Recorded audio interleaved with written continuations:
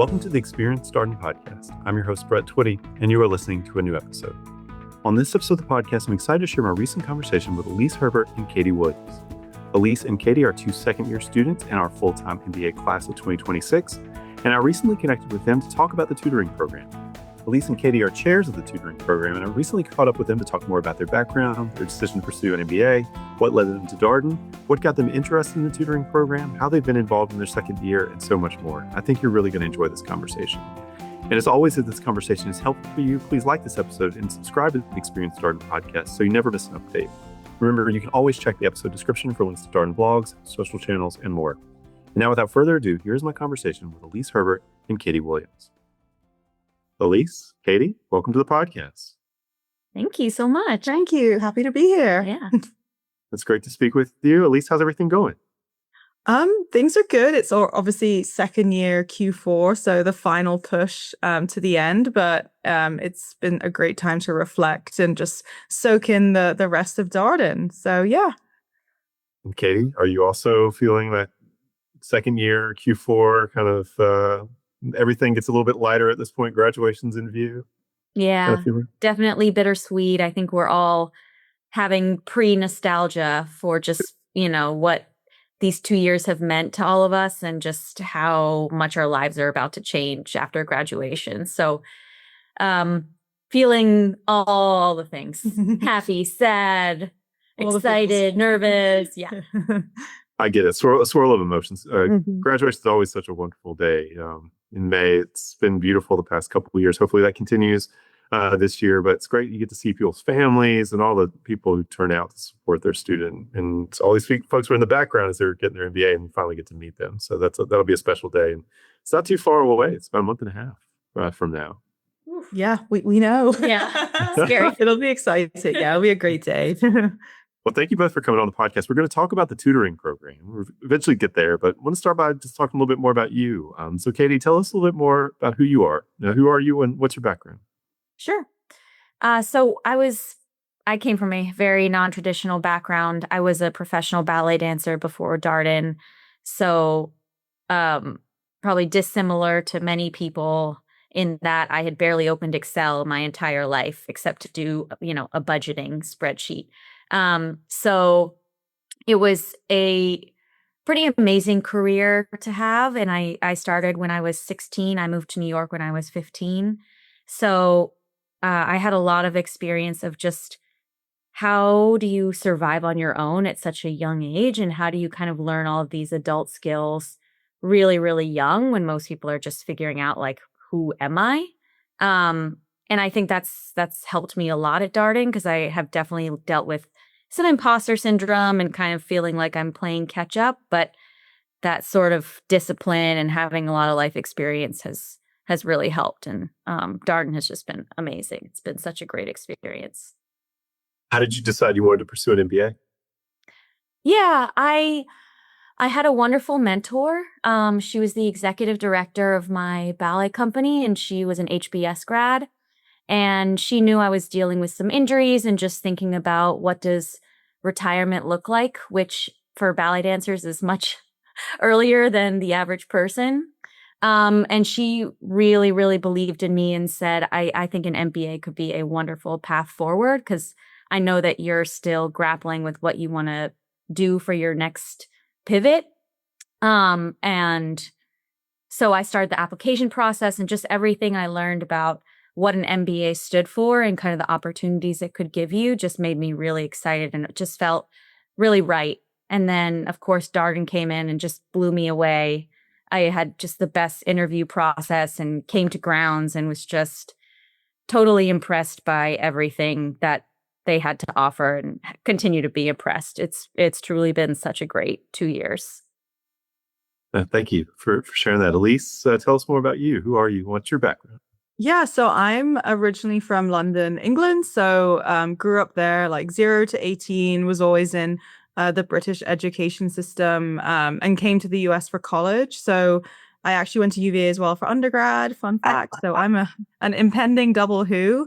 And at UVA, I studied liberal arts and really kind of delved into, Spanish and history. Those were my majors. And so I took that kind of communication, open-minded mindset through into my career in advertising. So I lived in both New York and LA, which was very grateful for, and worked with a range of different clients. Again, just working on advertising and media communications. Have really taken in, all those learnings from that career path. And I think I'm just going to jump into the MBA question before that brings me in. But I think because of those learnings and wanting to try something new and pivot out of the function that I was in and sort of the expertise that I was building on the agency side, more specifically, I felt that an MBA would sort of give me a new toolkit, help me kind of broaden my business acumen, and hopefully become a more fluent and confident businesswoman in that way. So that kind of motivated me to think about the MBA. It was definitely something that maybe for people listening to it, it was in the background a couple of times. I came to it, I came back from it with thinking about my application. And then ultimately when I applied to Darden, having known about UVA and sort of the community that exists here and the way that, students are really leading in a self-governance format, and there's so much support from faculty and professors, that really attracted me to Darden. Also super nice coming back to Charlottesville, just having lived in a few big cities by this point. So I'm sorry I went ahead with your question, Brett, but was so excited to talk about Darden before. No, it's all good. Maybe we'll have to figure out a hostless podcast where people just answer the questions. I don't even need to be here. It's great. Well, thank you both for sharing your background. I'm curious, Alys, you come to Darden. You're obviously familiar with Charlottesville from your undergraduate experience, but you're now a graduate business student. What was that adjustment like for you?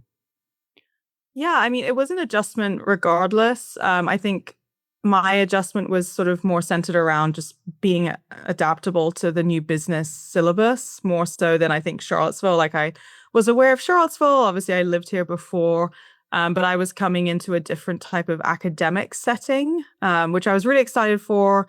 I had 8 years of experience, and I think with that extra experience that I had, as I was considering the MBA, it made me very motivated to just try my best and jump in to learning all the new things I wanted to learn. So I think it's an adjustment for anyone coming in, having worked or been in different organizations for several years. But I really just sort of felt my job now is to learn and be a student and as much as possible. And it was really fun to be back in Charlottesville. I think Charlottesville has grown a lot since I had graduated in 2016. So that was fun to re-explore sort of the old haunts and reflect on my undergraduate experience as well. So yeah, adjustment was pretty good. More just the academics and sort of the new type of learning was different. But again, a lot of support there and a lot of great people who are on this journey with me doing that. So yeah, we're going to talk about the support that's available, and obviously it comes in a lot of different directions here at Darden. You have a learning team. You obviously have all your network that you can tap into, classmates, etc. Your section, it goes on. But Katie, I'm curious about your experience. Coming to business school, starting at Darden. What was your first year like? Yeah, I would say my first month was super overwhelming, and we'll get into how tutoring saved my life with that. So I came from New York City, and I was actually nervous to move to Charlottesville, just thinking about I'm moving to the South for the first time. I've been a Northeast gal my whole life, besides, I was born in Hawaii, but that is totally different. So I wasn't sure kind of how I would fit in this more small town feel, and I fell in love with Charlottesville immediately. Even from the first weekend when I came for my interview, I just thought, oh, wow, I actually could see myself fitting in here. And then school-wise, I think it just took me a minute to believe that I could do it. I think Q1 was pretty stressful academically for everybody because there's just so much uncertainty and you're not sure how finals will go and how the grading system works and how even to properly prep a case. Everything is brand new. And so it was a definite adjustment period. And then as the year went on, I just kind of settled and was able to find that confidence within myself. And the advice I give to people is just you have to go through it. Like everyone can tell you a million times, you're going to be fine. I promise you. But you have to actually experience it before you're able to believe that you too can do it, because you think, no, I'm the outlier. Like I know I'm going to fail. I know it. And indeed, neither of us failed and we actually thrived. So it is kind of like a rite of passage in a very odd way. And there are a lot of support systems that helped me get through it. Yeah, it's from an admissions standpoint, it's the hardest thing to kind of tell people what it's going to be like. You can talk about it. You can try to be as specific as you can. You can tell about other students' experiences. But I do think for each student, it's not until they actually go through it themselves that it actually feels real and they understand what we mean and maybe they have context for what we were sharing. It just doesn't get processed in the same way until you've kind of been through it yourself. Yeah, absolutely. Mm-hmm. Well, Katie, I want to talk about how did your career goals evolve or did they evolve during your time here at Darden? Oh, sure. Well, this is actually a good story about support at Darden. So I knew I wanted to do a bit of early recruiting and just get my feet wet. And before I had stepped foot on campus, I had 2 mock interviews with Jeanette Gomez, who is one of our amazing career center counselors. And she spent over 2 hours with me setting me up. And I had an early round DaVita interview. DaVita is a general management program, but it's a healthcare company specializing in kidney dialysis. And because of her help, I actually got that offer before school started and was just it was so lucky. The timing was so fortuitous and just, I was so grateful to her because she helped me believe in myself. And then I walked in on day 1 and I had that offer, which was just incredible. I ended up interning for them, absolutely loved the company, loved my summer, and I'm going to go back and work out of DC for them next year. So I'm really, really thrilled. Wow, that's amazing. You had your job before you even attended a class as a first year student? That's honestly, awesome. I got the call. I was crying about accounting homework. And I got the call from the recruiter from DaVita on day 1 of Darden. It was the craziest, like, kismet. That is quite a juxtaposition of things. Well, Alys, how about you? How have your career goals evolved during your time at Darden? Yeah, so like I had said, I was trying to sort of make that pivot out of advertising, like agency life, coming into the MBA. And so came in, ideally looking at brand management, but then also tech. Technology was an industry, and sort of tech companies were companies that I was very curious about, and I had some technologically, driven clients. So sort of came in with a dual path there, with the goal being technology. And that was really nice to kind of have the summer before Darden to think on those kinds of things and what I wanted to learn and hopefully try and pivot to. So I was lucky enough to, have an offer to work at Amazon over the summer. So I interned there in their retail division as a vendor manager intern out in Seattle. So was back on the West Coast, which was really fun. And I learned a lot about e-commerce and just sort of Amazon's retail ethos and how that division works, and was definitely challenging just because it was all so new, and did some, new financial modeling and really learned a lot about the supply chain. But, the skills that I had learned at Darden the first year, set me up well. And yeah, as I look ahead to graduation, I'm still, recruiting at the moment, but targeting, strategic partnerships, sort of marketing, corporate strategy, all those types of roles, ideally in the tech industry, but also open to startups. I think for a lot of students here, it's sort of the process of thinking through, well, what kind of skills do I have coming into the MBA? And then what skills did I build? So that's kind of the process that I'm going through with, where have I built expertise and where do I still want to grow? But I'm excited to, see what happens and hopefully land something that I'm excited about. So yeah, we'll stay tuned, hopefully. Yeah, I imagine you're working closely with the career team through this process. Yeah, definitely, definitely. And I think Darden has a fantastic alumni group. So I've been in touch, sort of even texting kind of level with even our second years, so people that graduated last year. UVA as well is a great network. So I've also been tapping into the UVA network. So I've been encouraging other students in our year, like, Darden is part of UVA, and UVA has thousands of grads as well. So yeah, just trying to be open-minded and learn as much as I can from all those different great alumni.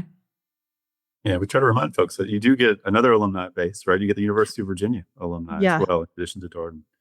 One of the benefits. Well, at least I'm curious. A big story for second years is how they get involved outside of the classroom. Obviously, first years are part of clubs and organizations, but really the second year is where you see folks take on a lot of leadership roles. How have you spent your time outside of the classroom during your second year?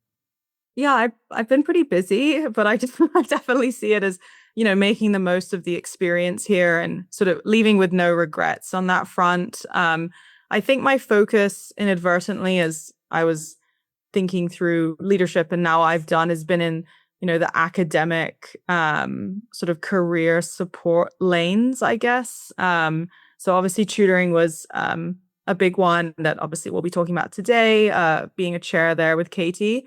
I also was on Graduate Women in Business as VP Academics, so similar academically inclined role, which I really enjoyed.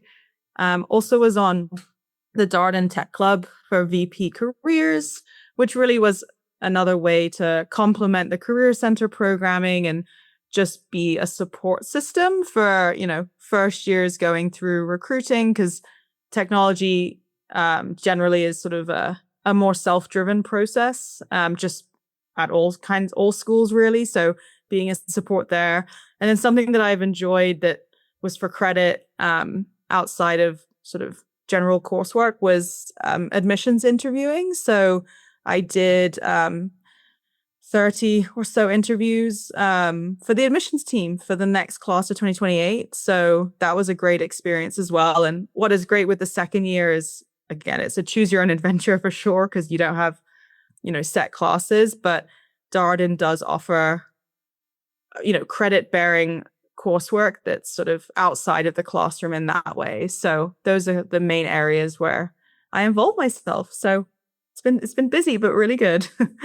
Well, that's cool. You're an admissions elective, and we Yeah. talked last couple of weeks on the podcast. We talked about the Board Fellows program, which is another way for people to have experience outside of the classroom, and that was a cool program to learn about as well. You do a client project. There's lots of things that come up if you want to have sort of a different kind of elective experience than a typical class. So, all right. Well, Katie, how about you? How have you been involved outside the classroom during your second year? Yeah, I mean, I actually did the Board Fellows program. So I have really enjoyed it. I'm partnering with a local dance school, a nonprofit dance school in Crozet called Crozet Arts. So it was my way of giving back to the dance community and also using these skills that I've learned in the past 2 years to kind of like prove my mettle and see what was possible to help them, and just working on, digital strategy and how they can work with their board and get more board engagement. And it's been super fun. I've loved every second of it. Beyond that, I wanted to use this year to be kind of a healthcare sponge. So I was VP of communications for the healthcare club. And that was very purposeful because I knew that I didn't have a ton of healthcare background, and it was my way of just learning from both my peers who have worked in the healthcare space. And then we put on a ton of events over this year, like 101 sessions of what does the payer system look like, and all sorts of things that were really selfishly useful for me. And then a nice way to kind of broaden the view of healthcare at Darden, because we're really trying to push Darden is not just a consulting banking school, but also a really viable path for a career in healthcare. So those were kind of the main two things that I did. I did also do one independent study with Lily Powell, and that was based on a class that both Alys and I took called At Your Best. It's a class about building resilience in stressful times. And so I wrote a case about internship paths and what kind of tools you can use to kind of make yourself not just survive, but thrive through, a very difficult, uncertain time where you're kind of testing yourself and seeing what you're capable of. And that was really fun. And again, was a way for me to learn as I was also kind of putting this case together that hopefully they're going to use for the class this year, which is cool. And you were also involved in the tutoring program as a chair. Or number one, yes. Well, let's talk about that. So, Katie, how would you describe the tutoring program? What is it about? I think number one, it's a support system.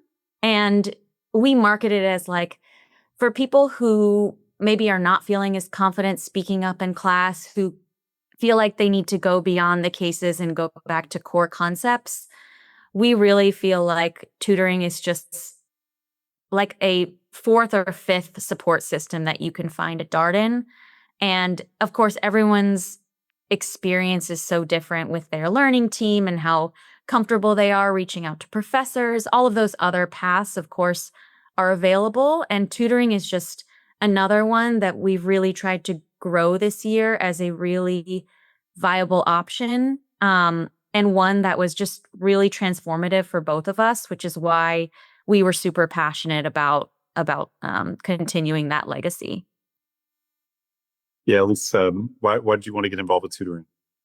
Yeah, so similar to Katie, I did use the program as a first year, and I used it just also, to gain more of that clarity in the classroom and just be able to like ask a question, more simple kind of needs that I had. But I also found it really beneficial to just building community with the second years. And I think that was something, I was passionate about bringing in, or both of us were, for this year. Just, first year, you're kind of in that first year lane. There's an intense schedule with core. It's all planned out for you. And the interaction with second years is, maybe at certain events, but not in the day-to-day as much, especially at the beginning. So tutoring is really that one of the only through lines where first years have that one-on-one or group time with a second year. And so that was really beneficial for me just in wanting to also give back and create the same community that our predecessor chairs, Rebecca and Kristen, did, as well as the tutors that I worked with. And again, I think, like Katie said, it's one of the many support systems, and it's a support system at Darden that, you have to seek out. And if you're, wanting to get help, raise your hand. And so we tried this year as best as we can. I think, we did a good job there raising awareness about the program even before first years arrived. So we, thought through ways to evolve that awareness building activity even before the year began, and saw a lot of, good uptake and just understanding of what it could be. Because I think a lot of other schools, as far as I'm aware, don't offer a tutoring program in the same way that we do. So getting that word out was really important for us. And I'm curious, Alys, where do you find the tutors? How do you find tutors for this program? There's excellent tutors for sure. So the process is nomination based. And we do that because it's a way of sort of allowing professors and peers to, call out those who they think would make good tutors. It's obviously based on, were they academically, savvy enough? Like, was the grading there to show their commitment and awareness of the subject? But also, can they explain well? Like, are they good in class? Do they help clarify a question for someone? Are they supportive in their explanations?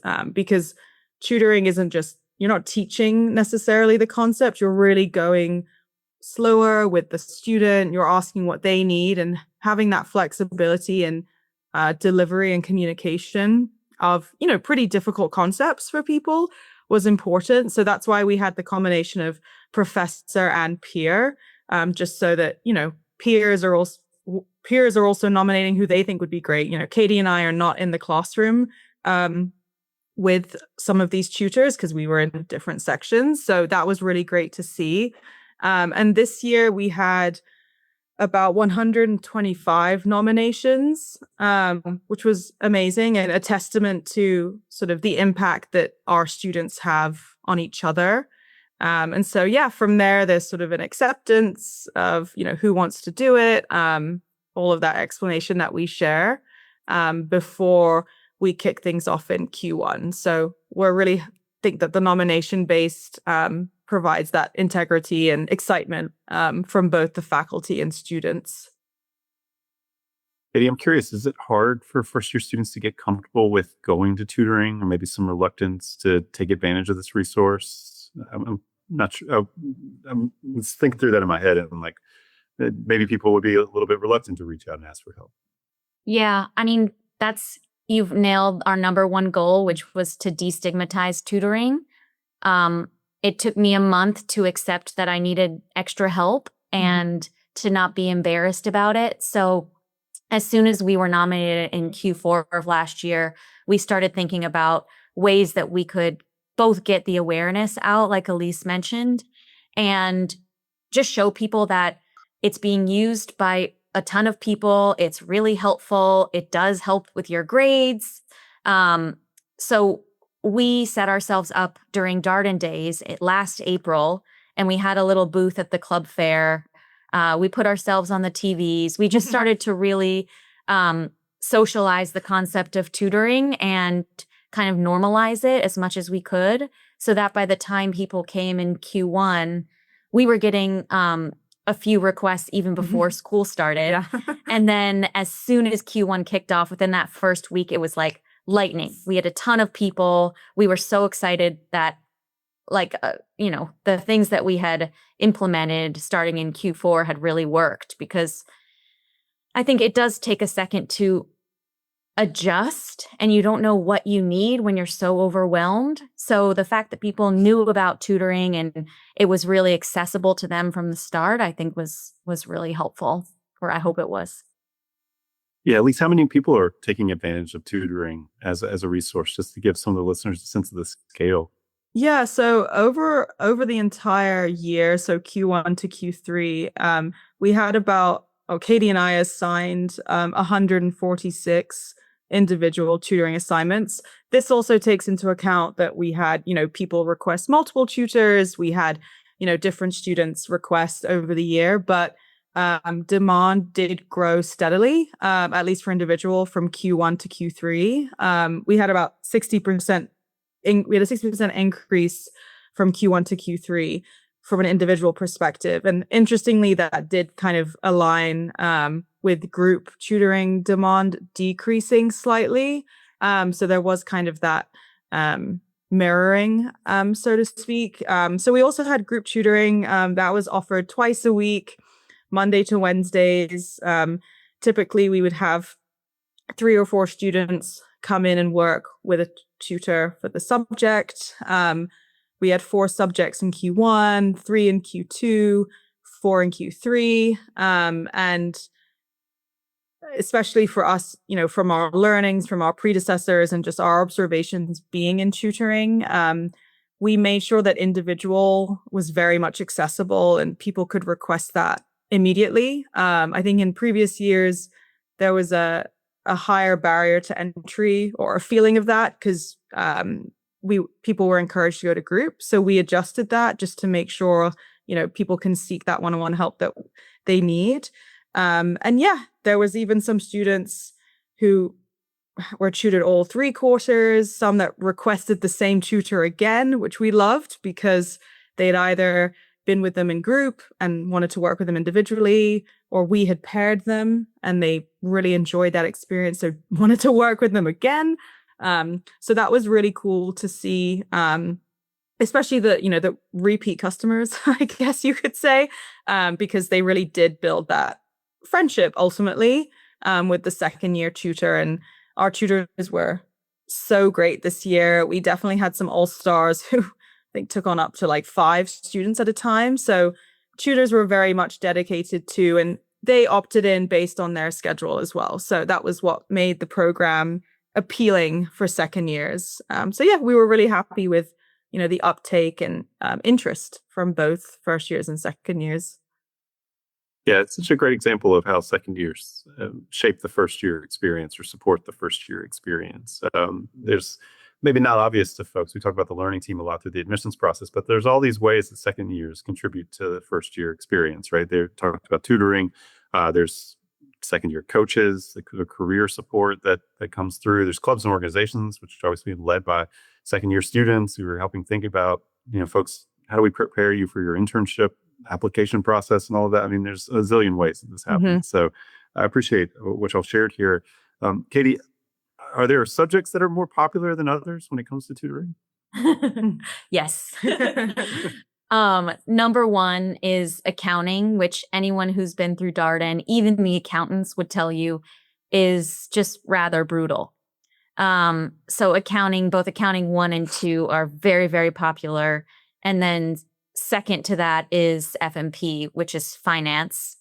And I think finance, at least for me, was more straightforward, but it's like learning a new language. So once you are on the path, it's kind of an exponential learning curve, but both of those subjects were just very, very popular. And as well, people got a ton out of them, where we had professors in FMP saying, wow, I can really tell the people who have come to tutoring, and I'm really grateful because I've seen their progress throughout the quarter. So that was just obviously like so nice for both of us to hear. What makes accounting hard, do you think? I mean, there's certainly a class that we hear a lot about. There's a lot of prospective student angst about it as well, because many of our incoming students don't have background in this. So I'm curious, somebody who's supported folks in tutoring and all this kind of stuff, like what's your perspective on that question?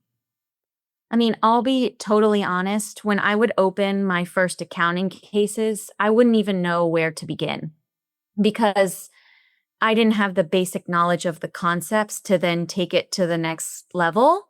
And I think in many schools, and there's a lot of debate among Darden students, they will teach accounting as more of a lecture-based class. And Darden, of course, is fully case method. So I think that does add a layer of complexity to it. I will say that's where things like tech notes come in handy and were pretty life-saving because those are those technical kind of guides that you could use to then embellish what you were learning from the case itself. But it's just hard. I don't know that I still understand accounting, though I can read a balance sheet, which is just fabulous. Yeah, I think a lot of it is repetition with sort of repeating the process of, going into whatever, the balance sheet or how do I write this journal entry. That was helpful for me. And I mean, the accounting faculty do give practice problems to students, and we encourage tutors as well, like when they were preparing to, make sure that they reviewed their notes and sort of the accounting practice problems that were given. So yeah, I think it's just a bit of repetition and exposure therapy, you could jokingly say, because it is, like Katie mentioned for FMP, it's just a new language. So, once you know the rules or sort of the basic rules, then it can help you sort of take something to the next level. And our tutors, especially our accounting tutors, a lot of them are CFA, CPAs, but they were great at sort of translating concepts for students and really meeting the first year where they were. And so that was something we emphasized for all the tutors, but especially sort of the finance and accounting. That was just another layer to be aware of. So. And we have some resources, pre-matriculation for students. There's accounting MOOCs, financial accounting, managerial accounting. There's also Be Ready, which has sort of a quantitative element to it. There's Darden Before Darden, which a lot of students will do to kind of get familiar with the Darden classroom and the learning experience and get some exposure to the quantitative end of things. But to your point, it's nothing quite like just being in that Q1 accounting class and having to learn about this. All those things are helpful and hopefully diminish the learning curve, but it does, I think, probably the stakes feel a little differently to people when you're in a real live class. Yeah, and I think they're just it's really complex. Like they are not easy topics that are being thrown at you, and people's expectations of themselves are really high. I know that we both dealt with that because we're high achievers. You don't come to an MBA program. So it's a humbling experience, maybe good for all of us. But that's where I think things like tutoring and getting that just little extra support was really beneficial and allowed me to just even feel like I could participate in class and kind of follow along better. Yeah, to me, just working with students I've worked with law students, worked with business school students, two high achieving groups of people. That sort of like struggling with something and having to ask for help is such a hard thing to cope with. I mean, maybe the first time someone's ever had to ask for help in an academic experience, maybe not, but oftentimes, yes. Certainly not doing it day to day at their work, right? They're used to operating at a very high level. And so it can be really, kind of threatening a little bit to someone to be like, hey, I'm struggling here. Why is this happening? Am I supposed to be here? To all the things that you've mentioned. At least the tutors, do they help people with that psychological piece too? I mean, the technical sort of understanding is one piece, but there's also probably a lot of coaching that might go into this. Yeah, so when tutors are nominated, and as we said, we had a really high number. We sent them an information doc that essentially was sort of more of the logistics, but also kind of guidelines on what they would be doing as a tutor. So that was an initial sort of, okay, this is what this extracurricular or leadership experience could look like.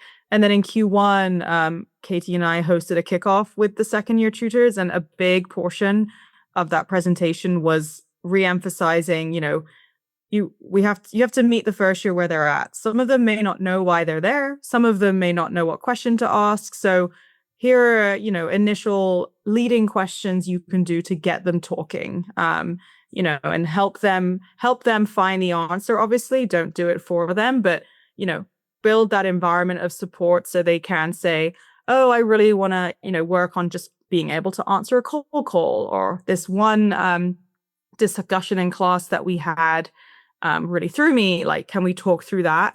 And so when we paired the tutors with the first years, we tried as best we could to do so from a section basis. So we knew that they had the same professor. So it meant that when the first year was talking through something, the second year has a recent and, visceral memory of, being in the classroom and understanding the professor's style. And we found that was, helpful in different ways. But otherwise, we had a WhatsApp with the second year tutors. We would keep emphasizing, sticking to the honor code in the ways that they needed to, checking in with them. We also made sure for tutors to know that, they're working with first years in the specific environment. If they suspect maybe more support or help is needed in other ways, to just let Katie and I know, and we would, flag to the appropriate, OSA or other channels. So we made sure to inform tutors that, they could take the sessions wherever it goes. But also there is additional support if they felt that a student was struggling a little bit more. And they were all very receptive. And we had a lot of tutors come up to us with questions and thinking through how they can prepare best. So they really did put a lot of intention and effort into the processes and group individual situations. Yeah, and it's an adjustment process for your brand new first year students. There's so many learning curves. We talked about the subject matter. There's the case method. You talked about a cold call. Like that's new for people, just being called on when you didn't raise your hand. You got the social element, right? You're meeting a whole bunch of new people. You got the job elements. There's a lot going on, and it's stressful, and we know that. And so nice to have things like the tutoring program that people can say, hey, I need a little help here, and feel very comfortable about doing it. It's amazing y'all had so many people take you up on that. So credit to your work. I'm curious, Katie, obviously you spent a lot of time, working with people through the tutoring program. Got some people listening to this podcast and probably thinking about, starting an MBA or planning to enroll in Darden this August. That piece of academic advice that you would offer them, something you would encourage them to think about as they think about the academic experience here at Darden? Yeah, I think just believe in yourself. I know that sounds so cliche, but if you get into Darden, if you get into any of these top MBA programs, you're there for a reason. All of our professors would say, trust the process, which is so annoying to hear, but is legit. Because undoubtedly there are going to be a lot of times where you do feel overwhelmed. This program is made to be a little bit overwhelming because that's another life lesson that they're teaching you, because as a leader, you're going to deal with these kind of situations where you are forced to outsource or ask for help or realize that you can't handle it all. And I think just believing in yourself and knowing that you will get through, and that along the way there are all of these support systems. You're not destined to fail. Everyone wants you to graduate from an MBA program, and everyone is on your side. Mm-hmm. And you just have to believe that and know that you can do it. Yeah, you're right about that. It being too much for just one person to do on their own, right? That's intentional. That's why you have a learning team. That's why I sort of emphasize that it's supposed to be collaborative. And I also think, like, if you can do all this, it sort of expands your own sense of your capacity, like what you can take on. But there's some tough calls around prioritization and what's most important right now, maybe some messiness and rough edges as people go through the program. But you will get through it. We want everybody to graduate. So, Alys, how about you? Piece of advice for our listeners? From the academic standpoint, I think what helped me a lot was just for certain subjects, I just spent a lot of like individual hours, so to speak, like reading, rereading, kind of that repetition I mentioned earlier. That was for me very helpful with kind of fully understanding the what if or why. I think I'm someone, especially with these new subjects, that was thinking, well, how does this actually work? Like, how does the DCF work, and why is there these different components? I did that with the econ classes too.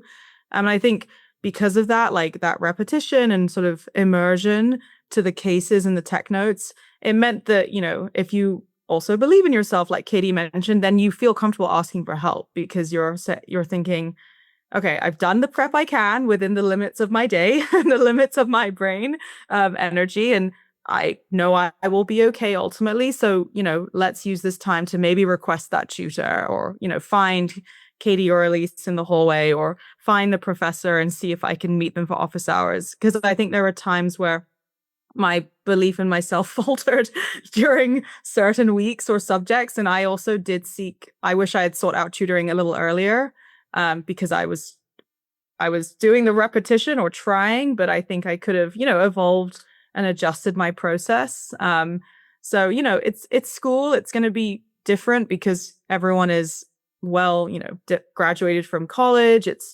different than being in high school. Obviously, it's a different academic environment and still very self-driven. But yeah, hopefully the combo of Katie and our advice is helpful from the academic side. And then it just means that when, if you go into a session with a tutor, or you show up and have an idea of what you want to ask, it just makes that session more fruitful.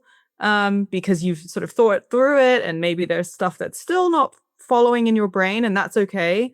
But it means you have a perspective, and that's very important as well for cold calls at Darden, like having a perspective, or at least you've read the case and tried to immerse yourself. Professors can tell that for sure. So that would be my academically inclined advice. Well, I appreciate you mentioning office hours. We get that question from prospective students all the time. Are the faculty available, or are they accessible to students? We always say yes, they are, and that's part of teaching. But you want to share, just from a student's perspective, what that looks like? At least since you brought it up, and Katie, I'm also curious your perspective. Oh, yeah. I mean, I didn't honestly in undergrad go to office hours as much as I could have. And I remember coming to Darden thinking, okay, it's a 2-year degree, like the core is only X number of months. If I need to speak to a professor, I will do so. I mean, they're very accessible after class. It's a little bit, there's a lot of people around, and, classes are always kind of high energy here, which is great because of the case method. But I always found like maybe stopping them in the hallway or emailing to meet separately from an office hours was very helpful. And we also encouraged tutors, and then first years when we had all of our information sessions about tutoring, to also seek professor help. Tutoring isn't meant to replace any type of aid, bring it all together with professors as well, helping from their perspective. So, yeah. Yeah, and I'll just add that professors are not only accessible, they love office hours. They know that we're all adults and it's very different from undergrad, and that they really want to get to know people as individuals, and they're very curious about people. I always tell this story because it'll stick with me for the rest of my life. But my accounting 1 professor, Shane, saw me struggling and knew that I was having a hard time and asked me if I would like to meet for office hours, and then proceeded to have an entire whiteboard of cost accounting put into ballet terms. So he had looked up my LinkedIn, saw my background, figured out how to put cost accounting and into terms that I could understand. And it was just so lovely. I almost cried in his office because I was so touched by the effort he had put in. And it's truly that kind of level of commitment to the students that all of the faculty share, and it's a real differential, I think. Wow, that's an incredible story. Ballet terms. All right. Well, Shane DeColey, friend of the podcast, great person. Yeah, we're big fans of Shane. So, yes, that's a we are wonderful too. story. All right. Well, thank you both for coming on here, and thanks for all the work that you did on behalf of the students with the tutoring program. It sounds like you had a very successful year. Yeah, we did. And plug to like all the support that we had from Katie Manning and OSA. We had Yael, the full-time dean, Chloe Emerson helping to get us cases, Karen Marshall. We had a lot of professor as well as faculty support, and Brittany Graysick as well. She helped us expand the program to part-time and EMBA students.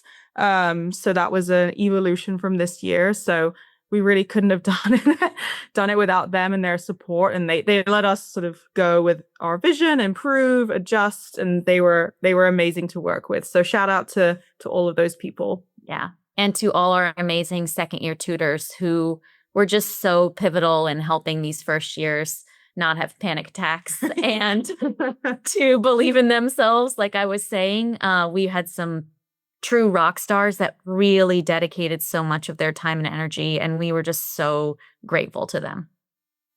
And I'm just going to shout out our new tutoring chairs too, because we're handing over this week, Brett. It's Rhea Small and Amina Wallace. They're Section E. They'll be taking over for us, and we're excited to see what they do with the program, their vision, and they're super excited. So we're leaving the program in very capable hands as we set off. Well, we'll have to get them on the podcast. Alys, Katie, thank you so much for coming on the podcast. It's wonderful talking with you today. Thank you so much, Brett. Lovely to meet you. Thank you, Brett. I hope you have a good rest of your day. Thank you. And that was my conversation with Alys Herbert and Katie Williams, 2 second-year students in our full-time MBA class of 2026. As always, if you have any comments, suggestions, requests, anything you'd like for us to cover here on the podcast, we're all ears. We can be reached at Darden, that's DARDEN, @virginia.edu. Until next time, stay safe, be well, and thanks for listening.